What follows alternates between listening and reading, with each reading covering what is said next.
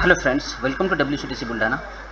आज आपण पाहू सब ऑफिसमधनं जे काही चेक्स आपल्याला रिसीव्ह होतात ते चेक्स आपण बँकेला कसे पाठवतो त्या अनुषंगानं। फॉर एक्झाम्पल आपल्याला हे मलकापूरवरनं काही चेक्स आलेले आहेत। जवळपास 7 चेक्स आपल्याला रिसीव्ह झाले आहेत, 6 चेक्स। यामध्ये पहिला चेक्स आहे स्टेट बँकेचा 15 लाख रुपयाचा आहे आणि हा आपल्याला SCSS अकाउंट ओपनिंगसाठी या ठिकाणी आलेला आहे। एक दुसरा चेक्स आपण बनवलेला आहे तो जो आहे 5 लाख रुपयाचा हा चेक आहे आणि हा आपल्याला मलकापूरवरून आलेला आहे, मलकापूर पोस्ट ऑफिसवरून।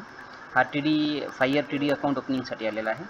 एक अजून एक चेक आपण घेतला आहे, हा सुद्धा मलकापूरवरून आलेला आहे आणि हा MIS अकाउंट ओपनिंगसाठी आपण हा चेक घेतलेला आहे। एक अजून आपण एक चेक रिसीव्ह केलेला आहे जो NSC इन्व्हेस्टमेंटसाठी आहे, 5 लाख रुपयाचा त्याला NSCचं अकाउंट काढायचं आहे। या चारही चेकसोबत त्यांनी अकाउंट ओपनिंगचा जो फॉर्म आहे तो त्या ठिकाणी दिलेला आहे त्या सब ऑफिसमध्ये आणि त्या सब ऑफिसने त्यांच्या जी काही त्यांची यसो बॅग आहे त्या यसो बॅगच्या माध्यमातून हे चेक्स आपल्याला ट्रेझरीला त्यांनी पाठवलेले आहेत। या व्यतिरिक्त 2 चेक्स अजून त्यांच्याकडे आहेत की जे त्यांच्या सेव्हिंग बँकेला सुद्धा जमा करायचे आहेत। तो त्यांनी कस्टमरच्या नावाने दिलेला आहे आणि कस्टमरनी त्या चेकच्या पाठीमागे रिसीव्ह सोबत एक सर्टिफिकेट दिलेलं आहे की ही जी रिसीव्ड अमाऊंट आहे ही माझ्या खात्यामध्ये जमा करा या अनुषंगाने।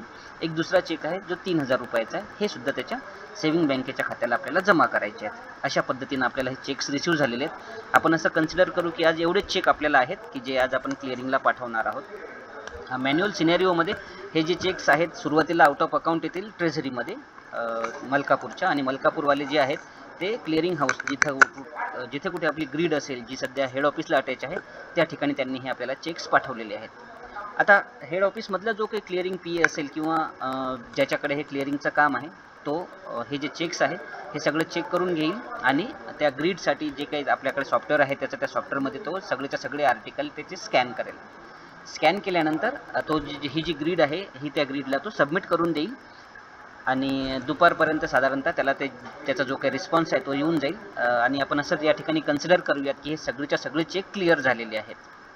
आता क्लिअर झाल्यानंतर सध्या जे काही मॅन्युअल सिनेरिओ आहे त्याच्यामध्ये यामध्ये जेवढे चेक जे सेव्हिंग बँकेला जात आहेत, जसे की 2 चेक आहेत की जे सेव्हिंग बँकेला जाणार आहेत, तर हे जे चेक्स आहेत हे त्या कस्टमरच्या डायरेक्ट अकाउंटला जमा होतील आणि उरलेली जी काही अमाऊंट आहे ती फिनॅकलमध्ये 382 जे काही आपलं अकाउंट असेल त्या अकाउंटला जमा होईल।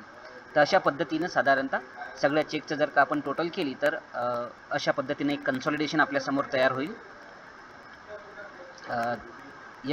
जे SBला डिपॉझिट होतील ते 7500 रुपये असतील आणि उरलेले जे आहेत साधारणतः 30,000 रुपये, 30 लाख रुपये ते वेगवेगळ्या अकाउंटला जमा होतील आणि ही संपूर्ण अमाऊंट जी आहे रेमिटेड टू बँक झाली पाहिजे। तर साधारणतः अशा पद्धतीचं तिचं अकाउंटिंग असेल।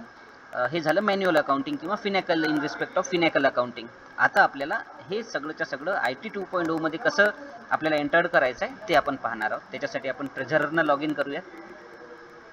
ट्रेझररनं लॉग इन झाल्यानंतर ट्रेझररचं जे काही बँक नावाचं कार्ड्स असेल त्या कार्ड्समध्ये आपण जायचं आणि या ठिकाणी चेक्स आणि कॅश हे जे कार्ड्स आहे या कार्ड्समध्ये जायचं आणि या ठिकाणी मिसलेनियस ट्रान्झॅक्शन्स नावाचे एक ऑप्शन्स असेल त्या ऑप्शन्समध्ये आपण जायचं।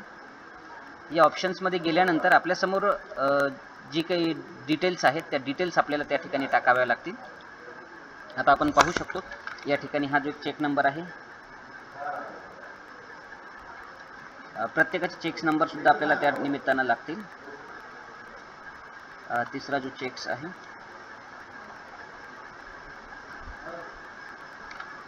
आणि हा चौथा चेक,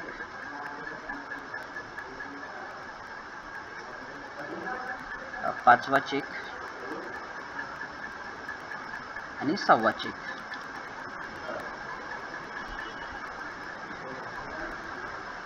या ठिकाणी आपण आता चेक एंट्री करूयात। सुरुवातीला आपल्याला हे जे आहेत हे आपल्याला रिसिप्ट आलेले आहेत चेक्स, हे कसे आलेले आहेत चेक्स या ठिकाणी आपल्याला चेक नंबर त्यांचा टाकायचा।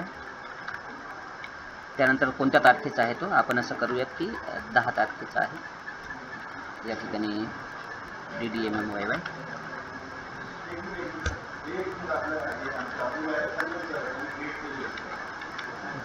फॉर हा चेक कशासाठी आला आहे,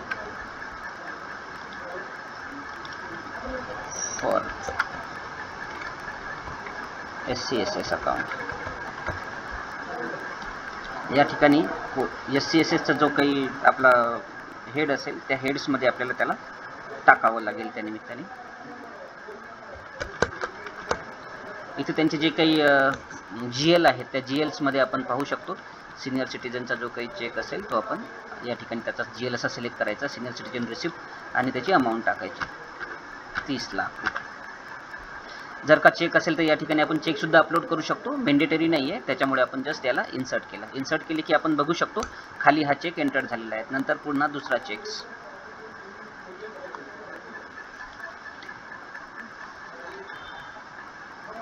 त्यानंतर पुन्हा रिसिप्ट चेक्स 187. चेकची जी डेट आहे ती date and time, remarks for NSC, NSCचा जो काही आपला नंबर आहे तो नंबर आपल्याला टाकावा लागेल त्यानिमित्ताने.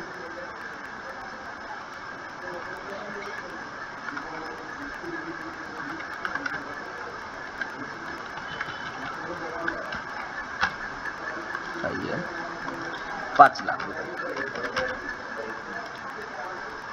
आपण डेटा एंट्री केली. त्यानंतर एक चेक आलेला आहे. पेईचं जे काही नाव असेल ते पेईचं नावही आपल्याला टाकायचं आहे. फॉर एक्झाम्पल माझ्याच नावाने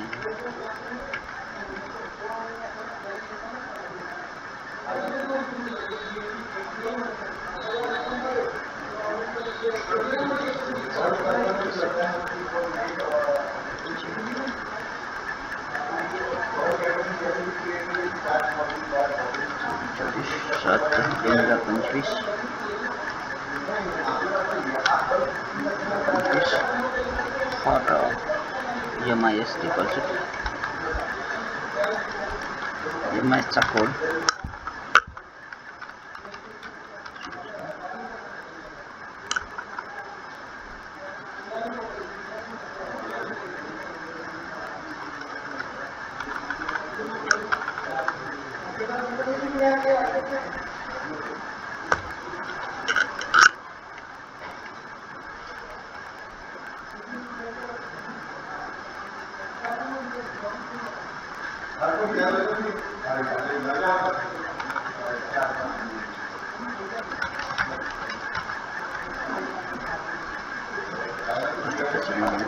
त्याचा 5 लाख रुपये.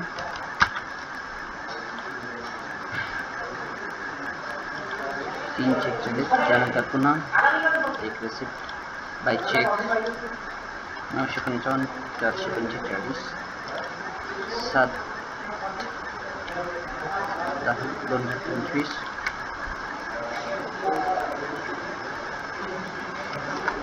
for TD account.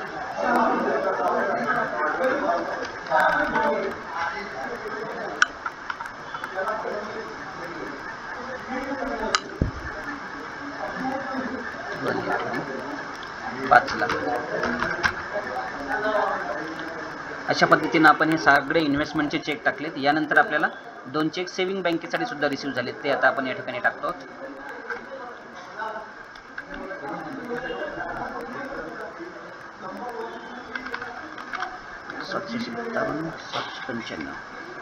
हा पण 725 आहे फॉर सेव्हिंग डिपॉझिट.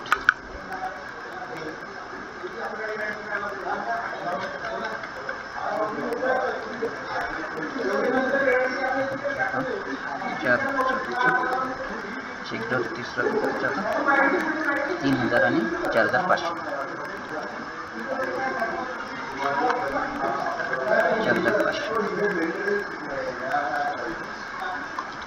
त्यानंतर आपल्याला एक चेक जो आहे आपल्याला शेवटचा तो आपल्याला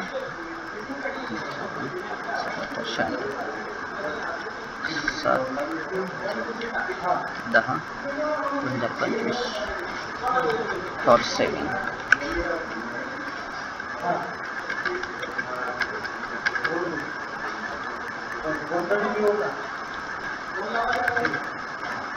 या ठिकाणी आपण त्याला अशा पद्धतीने आपण हे सगळेच्या सगळे चेक जे आहेत ते आपण सातीच्या साती चेक या ठिकाणी ज्याला म्हणता येईल एंटर्ड या ठिकाणी केलेले आहेत. अशा पद्धतीनं हे जे चेक्स आहेत, हा जो सुपरवायझर आहे, हा जो ट्रेझरर आहे, हा ट्रेझरर हे चेक्स क्लिअरिंगला लावेल.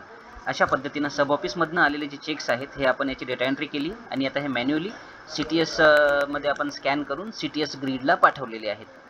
आता CTS मध्ये गेल्यानंतर ज्या ज्या कन्सर्न बँकेमधनं ते चेक आलेले आहेत त्या कन्सर्न बँकेमधून जाऊन ते चेक क्लिअर्ड होतील आणि क्लिअर आल्यानंतर जेव्हा सेकंड क्लिअरिंगला आपला क्लिअरिंग PA जाईल तेव्हा त्याला त्याचा क्लिअरन्स मिळेल. आणि एकदा त्याला क्लिअरन्स मिळाल्यानंतर ज्या पद्धतीनं आपण फिनॅकलमध्ये 382ला एंट्री करतो सिस्टमॅटिकली त्या ज्या एंट्रीज आहेत बॅकएंडमधनं ऑटोमॅटिक होतील. जे काही जे अमाऊंट सेव्हिंग बँकेला जायच्या त्या सेव्हिंग बँकेला जातील आणि उरलेल्या ज्या काही 30 लाख रुपयाच्या ज्या अमाऊंट्स आहेत की ज्या आपल्याला सेव्हिंग बँकेला त्यांना क्रेडिट द्यायचं आहे 382ला आपण त्यांना मलकापूरला तसं क्रेडिट देऊ आणि त्याच्या अगेन्स्ट ते जे आहेत अकाउंट इन्व्हेस्टमेंटचे सगळेच्या सगळे अकाउंट्स ते या ठिकाणी ओपन करू शकतात. आता आपण फर्स्ट क्लिअरिंगचा जो व्हिडिओ आहे तो या ठिकाणी पाहिला. सध्या आपले चेक्स फक्त ग्रीडला गेलेत आणि तिथून ते क्लिअर झाल्यानंतर मग पुढच्या गोष्टी आपल्याला त्या ठिकाणी करायच्या आहेत. धन्यवाद.